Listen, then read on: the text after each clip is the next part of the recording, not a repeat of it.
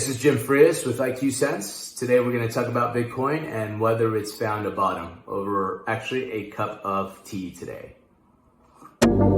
Has Bitcoin bottomed? According to crypto research firm Kaiko, Bitcoin's 20-day rolling volatility fell below the Nasdaq and the S&P 500 for the first time since 2020. Every asset has fallen since the beginning of the year of 2022, but the collapse of the cryptocurrency market has been devastating. Some ask, is this the beginning of the end?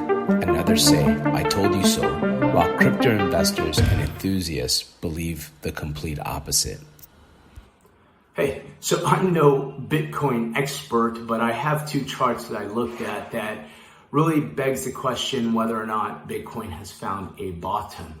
I am intrigued by Bitcoin. This chart shows Bitcoin has steadily traded around 20,000 since first falling below 20,000 in the middle of June. From there, you'll see until October 31st that it's moved sideways in a range between 19,000 and 23,000. In other words, a range bound, but steadily around that 20,000 since summer.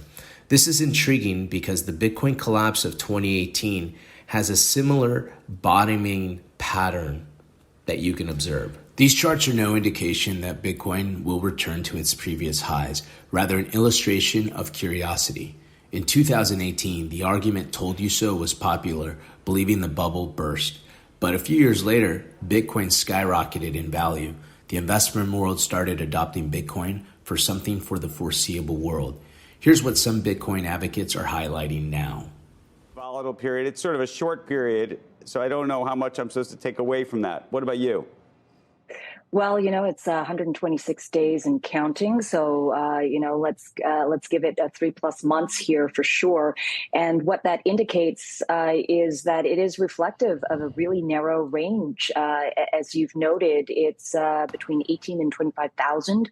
So that is significant compared to how Bitcoin has been playing in terms of the volatility narrative that we've seen in the past year.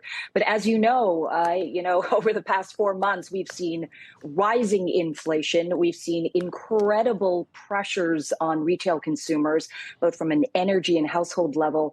And at the end of the day, when people are pressured and seeing a macro environment in which their currency is being eroded, this is a diversification. Bitcoin does not play the role of diversification.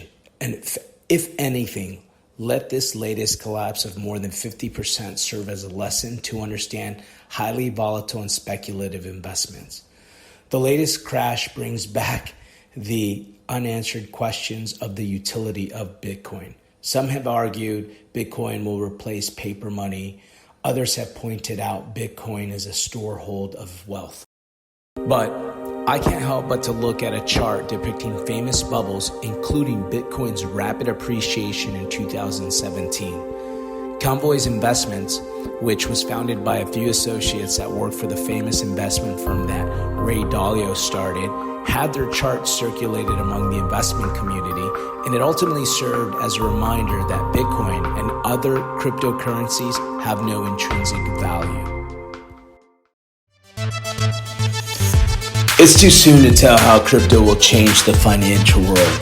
We have seen major companies that first laughed at the idea of crypto change their tone.